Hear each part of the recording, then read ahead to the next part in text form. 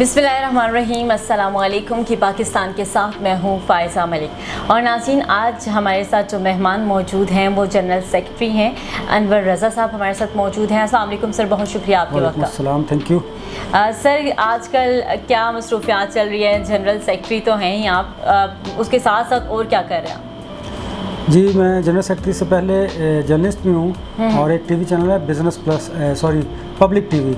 और public TV में मैं काम करता हूँ, प्राइम मिनिस्टर बीट करता हूँ, पार्लियामेंट है, इस्टेब्लिशमेंट है, मुस्लिम लीग नून है और पार्लियामेंट है। इन चीज़ों को देखता हूँ, इन्हें कवर करता हूँ। जो मेरी बीट्स हैं, मेरी रिस्पॉन्सिबिलिटी है इनकी न्यूज़ देना। और उसके साथ साथ प्रेस क्लब को भी देखता हूँ। प्रेस क्लब में जो हमारे 4000 मेंबर्स हैं, 3000 मेंबर्स हमारे हैं जनरल, जो जिनको राइट ऑफ वोट है, काउंसिल मेंबर इन्हें कहते हैं। और 1000 जो मेंबर्स हैं उनको राइट ऑफ वोट नहीं, उनसे हम एसोसिएट कहते हैं। सही। तो ये मसरूफियात हैं, घर को भी देखते हैं और फैमिली भी है और अपने हल्का अहबाब है, दोस्त हैं, बाकी मसरूफियात हैं। तो वो सारा एज यूजुअल चलता आ रहा है। सुबह से निकलते हैं, रात हो जाती है अपने काम में, अपने प्रेस क्लब में। तो बड़ा अच्छा गुजरा है वक्त। सही।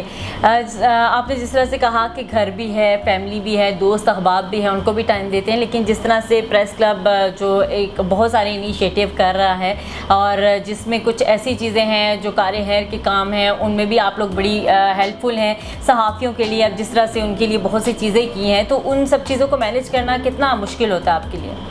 हाँ, ये बड़ा मुश्किल काम है कि जब आपने प्रोफेशनल जर्नलिस्ट हैं और आपने अपने पेशे को भी देखना है, घर को भी देखना है। इसके साथ साथ अगर आप देखिए, मैं अपनी चॉइस के साथ क्लब में आया हूँ और लोगों का शुक्रिया, मेरे जो वोटर्स हैं, जो हमारे मेंबर्स हैं, कि उन्होंने मुझे इलेक्ट किया। हमारा हर साल इलेक्शंस होते हैं और इस इलेक्शन में आप जब इलेक्ट होकर आते हैं तो फिर अपनी मर्ज़ी से आते हैं और फिर आपका ये फ़र्ज़ है कि आप अपने मेंबरान की, अपने वोटर्स की वेलफेयर के लिए, उनकी बेटरमेंट के लिए इक़दाम करें। तो वो हमारा फ़र्ज़ है और उसको पूरा भी कर रहे हैं। हम कोशिश करते हैं कि अपने जो वोटर्स हैं और जो मेंबरान हैं उनको, उनकी फैमिलीज़ को, जो हेल्थ इश्यूज़ है, बेसिक चीज़ है हेल्थ, उसकी सहूलियात फ़राहम करें। और एजुकेशन में हमारा बड़ा एक इश्यूज़ होते हैं पाकिस्तान में, आपको पता है, अच्छे इदारों में एडमिशन नहीं मिलते। हमारे जो जर्नलिस्ट हैं उनको लोग इस तरह एंटरटेन भी नहीं करते। और हमने बहुत सारे जो स्कूल्स हैं, कॉलेजेस हैं इस्लामाबाद, रावलपिंडी में, उन लोगों के साथ MOU साइन किया है। और उसका मकसद है कि हम अपने जो मेंबरान हैं और उनके जो बच्चे हैं उनको अच्छी से अच्छी जो मेयार तालीम है वो फ़राहम कर सकें। इसके लिए भी हम इक़दाम करते हैं। और बहुत सारे ऐसे हेल्थ डिपार्टमेंट्स हैं, मैं मिसाल दूंगा Pakistan institute of medical sciences PIMS के साथ हमारा MOU साइन है। वहाँ पर हमें ग्रेड 17 अबव जो फैसिलिटीज़ हैं वो मिलती हैं। इसके साथ रावलपिंडी इंस्टीट्यूट ऑफ कार्डियोलॉजी है। आपको पता है कि दिल का जो इलाज है, हार्ट का, वो कितना महंगा है। और उसमें यह है कि हम एक लेटर देते हैं और उस लेटर पे हमारे जो मेंबरान हैं उनको और उनकी फैमिलीज़ को वहाँ पे भी इंटरटेन किया जाता है। और इसके साथ जो मुख्तलिफ लैब्स हैं पिंडी इस्लामाबाद में, वहाँ पर हमने कई लैब्स के साथ MOU साइन किया और 50% हम वहाँ पे जो रिलीफ है वो हमारे मेंबरान को मिलता है। सही। अच्छा, मुझे ये बताइएगा अनवर रज़ा साहब, एज अ जनरल सेक्रेटरी आपने क्या रिफॉर्म्स किए हैं जो यहाँ पे नए लोग आते हैं, जो यंग हैं, और उनके साथ साथ वो उनके बारे में बताइएगा कि जो नए मेंबर्स आते हैं, स्क्रूटनी का जो अमल है वो कब मुकम्मल होगा, और आपने जो नए मेंबरान हैं उनके लिए क्या नई चीज़ें जो हैं वो करने का इरादा है मुस्तकबिल में? मैंने जैसे आपको बताया कि 3000 हमारे मेंबर हैं जिन्हें राइट ऑफ वोट है और 1000 जो मेंबर्स हैं उनको एसोसिएट करते हैं, उनको राइट ऑफ वोट नहीं होता। यूँ है, जो नेशनल प्रेस क्लब का आइन है उसमें जो एजुकेशन है मास्टर्स, उसके लिए आपको 2 साल इंतज़ार करना पड़ेगा एसोसिएट मेंबर के बाद, फिर आप काउंसिल मेंबर हो सकते हैं। और जिनकी एजुकेशन ग्रेजुएशन है उनको फिर 3 साल के लिए इंतज़ार करना पड़ता है। और ये आइन में क्राइटेरिया वाज़ेह है। स्क्रूटनी का जहाँ तक अमल है, हमने एक नेशनल प्रेस क्लब की जो बॉडी है हमारी, उसमें से हमारे वाइस प्रेसिडेंट हैं उनको, जॉइंट सेक्रेटरी को, और एक हमारे गवर्निंग बॉडी के मेंबर हैं और एक अपोजिशन से मेंबर है। 4 रुकनी हमने एक कमेटी तश्कील दी है। ये कमेटी स्क्रूटनी के अमल को शुरू किया हुआ इन्होंने, और 4 तारीख तक का था कि हमने लिस्ट आवेज़ा की थी नोटिस बोर्ड पे, और लोगों को कहा था कि आपको अगर किसी पर एतराज़ है तो वो आप सबमिट कीजिए। और जो नए लोग हैं उनकी एप्लीकेशंस हमने इंटरटेन करनी है, उनको हमने लिया हुआ है। अब तो जो लिस्ट है उसको देखेंगे कि अगर उसमें कोई फेक जर्नलिस्ट है तो उनको उसमें से लिस्ट से निकाल दिया जाएगा, या किसी को किसी पर एतराज़ है तो उसको निकाल दिया जाएगा। और नए लोगों के लिए क्राइटेरिया आइन के मुताबिक जो है उसको हम फॉलो करेंगे। और जो एलिजिबल होंगे, वर्किंग जर्नलिस्ट होंगे, डेफिनेटली उनको, उनका हक है, उनको मेंबरशिप दी जाए। और ये प्रिविलेज चीज़ है हमारे मेम्बरान के लिए कि नेशनल प्रेस क्लब के मेंबर हैं, जिनका जो हक़ होगा वो उनको ज़रूर मिलेगा और जिनका जो हक़ नहीं है उनसे ज़रूर वापस लिया जाएगा। सही। अच्छा, मुझे ये भी बताइएगा, जिस तरह से कोई भी दूर दराज के इलाकों के लोग होते हैं जिनको मुख्तलिफ़ किस्म के मुश्किलात का सामना होता है, वो अपनी आवाज़ को उठाने के लिए, अपने आप को इंसाफ दिलवाने के लिए वो यहाँ पे आते हैं। कई दूर दराज के इलाकों से निगलेक्टेड एरियाज़ हैं, वहाँ से उनको आना भी बड़ा मुश्किल होता है। तो ये बताइएगा कि उनको यहाँ पर आके किन मुश्किलात का सामना है, और जब वो लोग आते हैं तो आप लोग के लिए कितना मुश्किल होता है उन चीज़ों को हैंडल करना, या उन लोग की जो आवाज़ है आपको मतलब उस पर कितनी हर्डल्स का सामना करना पड़ता है? नेशनल प्रेस क्लब जो है, हम इसे आज़ादी इज़हार राय का किला समझते हैं, बल्कि समझते नहीं, ये है। मुल्क भर से जो मज़लूम लोग आते हैं जिनकी आवाज़ नहीं सुनी जाती, वो क्लब में आते हैं। हम उन्हें प्रेस कॉन्फ्रेंस भी करने देते हैं, और बाज़ औक़ात हम पर अपने दोस्तों का दबाव आता है कि शायद इन्हें प्रेस कॉन्फ्रेंस ना करने दी जाए, ये एलिजिबल नहीं है। कुछ हुकूमत का प्रेशर आता है कि आप इन्हें प्रेस कॉन्फ्रेंस ना करने दें, ये हुकूमत के ख़िलाफ़ हो रहे हैं। लेकिन देखिए, अगर आप किसी की शहरी आज़ादियों को और या आप किसी की आवाज़ को दबा देंगे तो फिर आपकी आज़ादी इज़हार राय कहाँ गई। आइन के आर्टिकल 19 में वाज़ेह है, हर शख्स को आज़ादी का हक़ हासिल है, और क्लब का मकसद ही है कि हम लोगों की आवाज़ को बुलंद करें।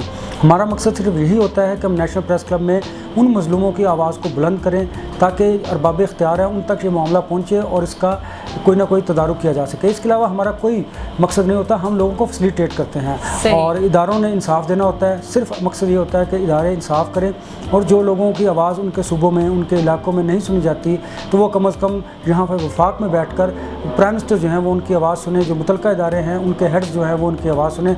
यही मकसद होता है हमारा। सही। अच्छा, जिस तरह से आपने कहा कि सम टाइम ऐसा होता है कि लोग जब आते हैं तो उनके लिए हमारे कुछ दोस्त अहबाब हैं या कुछ मेम्बरान हैं या हुकूमत की तरफ से कोई ऐसी आपके लिए चीज़ें होती हैं, रिस्ट्रिक्शंस होती हैं कि आपके लिए मुश्किल होता है। इस सूरत हाल में आप लोग कैसे मैनेज करते हैं? कैसे आप आज़ादी इज़हार राय का जो एक हमने शुरू से सुनते आए हैं उसको कैसे मेंटेन रखते हैं?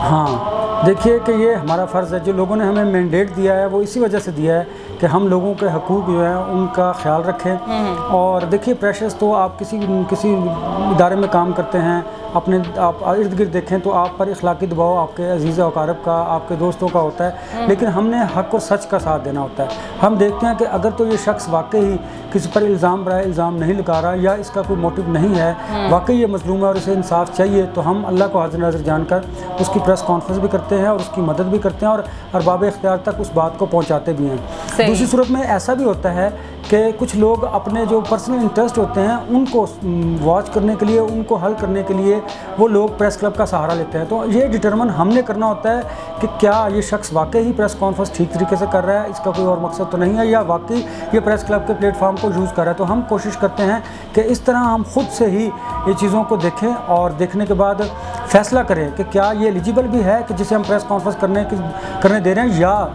ये फिर सिर्फ इदारों पर इल्ज़ाम लगा रहा है, या फिर प्रेस क्लब को बदनाम करेगा सिर्फ बैठकर। मकसद ये नहीं होता कि आप फ़ीस अदा कर दें और आके बैठें जिसको मर्ज़ी मादर पिदर आज़ाद हो, ऐसा हरगिज़ नहीं। हमने भी ख़ुद इटसेल्फ हमने जो सेल्फ सेंसरशिप है उसका भी ख्याल रखना है।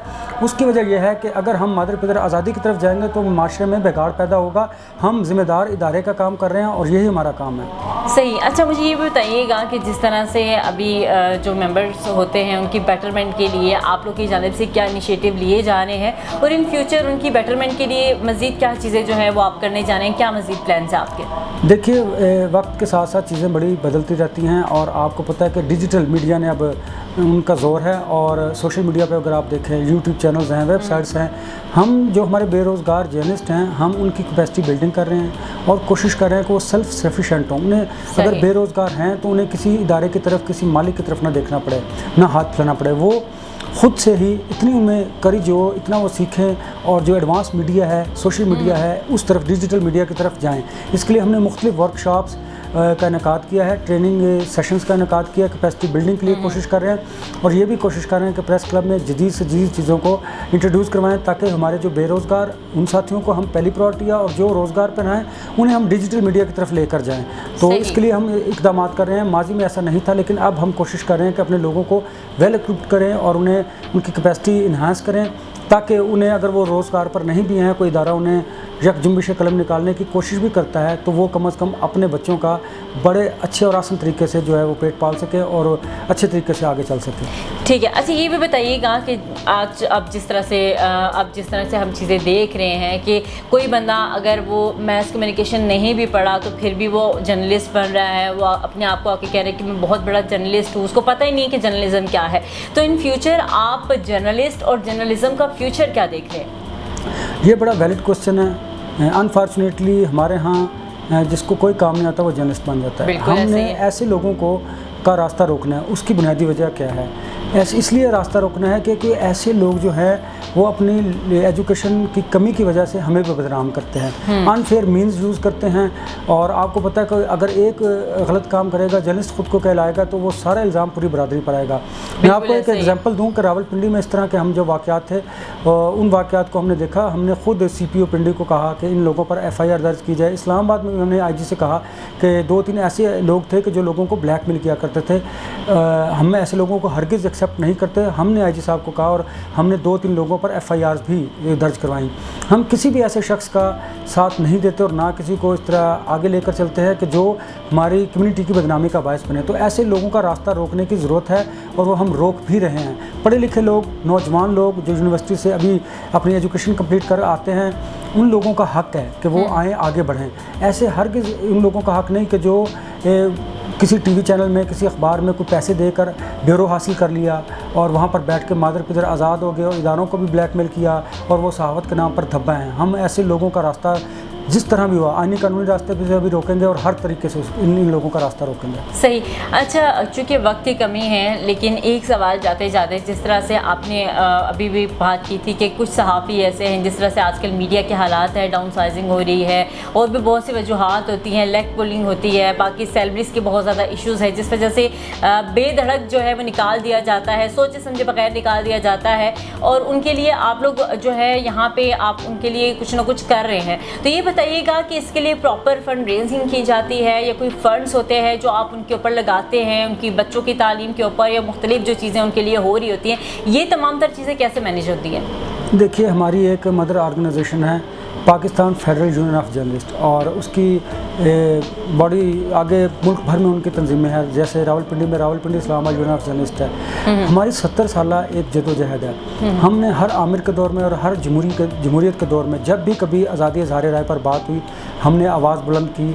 हमारा रिकॉर्ड मौजूद है। हमने हुकूमतों से टक्कर ली, हमने प्रोटेस्ट किए और यकजुम्बिश कलम जो लोगों को निकाल दिया जाता था उनका रास्ता रोका। अब भी जो तनख्वाहों की अदम अदायगी है, इसके हवाले से हमने हुकूमत के साथ भी नेगोशिएशन कर रहे हैं, राब्ते कर रहे हैं और मालकान के सामने भी डट कर खड़े हुए हैं कि ऐसा हरगिज़ नहीं कि एक शख्स जो अपनी ज़िंदगी के जवानी के 10 साल 15 साल किसी इदारे को देता है, आप उन्हें फौरी तौर पर आप उसे नशीह कहकर निकाल दिए कि जी हमारे इदारे के हालात बड़े ख़राब हैं, गवर्नमेंट हमें इश्तहारात नहीं देती। आपको ये उन लोगों को रखने से पहले सोचने की ज़रूरत है। हम चाहते हैं हुकूमत को कि ऐसी सूरत हाल में आप एक लेजिस्लेशन कीजिए, आप उन मालकान का कि जो लोगों को तनख्वाहें नहीं देते, जो मजबूर करते हैं लोगों को ख़ुदकुशियाँ करने पर, जो लोगों को मजबूर करते हैं कि वो ब्लैकमेलिंग करें, ऐसे मालकान का भी रास्ता रोकना चाहिए और हुकूमत को लेजिस्लेशन करने की ज़रूरत है ताकि जो मालकान जो अब मेरे ख़्याल में यकीनन ऐसा ही है कि वो एक अब माफिया बन चुका है, उनका रास्ता रोकने के लिए हुकूमत को इक़दाम करने की ज़रूरत है। हम तो पहले ही सड़कों पर हैं और हम तो अपने वर्कर्स के साथ हैं कि अगर आप उन्हें सैलरी नहीं देंगे, आप अगर निकालेंगे, हम ज़्यादा से ज़्यादा क्या कर सकते हैं? स्ट्राइक करेंगे, स्ट्राइक करते हैं, हम एहतजाज करते हैं, हुकूमत के सामने खड़े होते हैं, पार्लियामेंट के सामने खड़े होते हैं। मकसद सिर्फ यही होता है कि जो इदारा अगर आप किसी सहाफ़ी को अपना एम्प्लॉय करते हैं, रखते हैं, तो फिर आपको उनके तमाम जो हकूक़ हैं उनको अदा करना भी आपका हक़ है और अगर आप ऐसा नहीं करते तो आप मुजरिम हैं। तो हुकूमत से हमारा यही मुतालबा होता है कि आप ऐसे लोगों को कानून के दायरे में लाएँ, क्योंकि कोई भी इस मुल्क में कानून से बालातर नहीं है।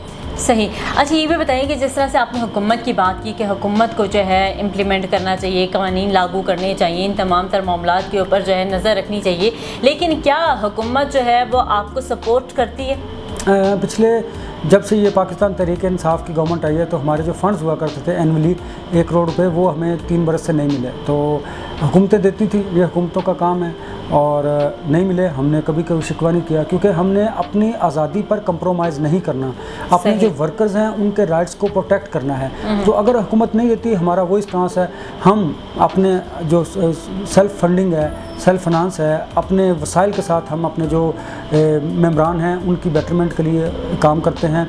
अगर खुदा न खास्ता कोई दोस्त बेरोज़गार है तो उसको पर मंथ कुछ ना कुछ देते हैं। अगर किसी को हॉस्पिटल में कुछ पैसों की ज़रूरत है वो उन्हें देते हैं। किसी हमारे बहन भाई जो हमारे यहाँ, हमारी बच्चियाँ उनकी शादी का अगर कोई इशू है तो उसमें हम कोशिश करते हैं कि उनको फैसिलिटेट करें। तो अपना हम एक फैमिली की तरह हैं, एक ख़ानदान की तरह हैं। तो आपको पता है ख़ानदान में अगर कोई बासर लोग हैं, फाइनेंशियली मैं उनकी बात करूंगा, तो वो अगर अपने बहन भाइयों की जो पुअर हैं उनकी खिदमत करते हैं तो ये हमारा फ़र्ज़ है। तो कोशिश करते हैं। अब भी हुकूमत से हमारा मुतालबा होता है, अब हम किस तरह अपने आप को चलाते हैं। बड़ा मुश्किल है इस क्लब को चलाना। देखिए 4000 मेंबर्स हैं, इतना बड़ा क्लब है, यहाँ पर 60 से ज़ायद पिंडी इस्लामाबाद में मुलाजमीन हैं।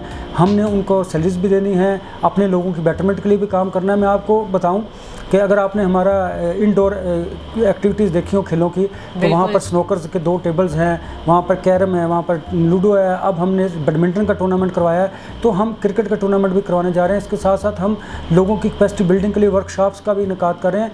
हम हर तरह से अपने जो मेम्बरान हैं अपने वसाइल में रहकर उनको फैसिलिटेट कर रहे हैं और इंशाल्लाह करते रहेंगे। Thank you so much Anwar Raza साहब हमारे साथ मौजूद थे, और जिस तरह से आप काम कर रहे हैं प्रेस क्लब के लिए, प्रेस क्लब के मेम्बरान के लिए और सहाफ़त के लिए, जिस तरह से काम कर रहे हैं उसकी बका के लिए काम कर रहे हैं, इस तरह से करते रहें। और नाज़रीन, आज का प्रोग्राम आपको कैसा लगा आप बताइएगा, अपने कमेंट के ज़रिए दीजिए इजाज़त। अल्लाह ने के बाद।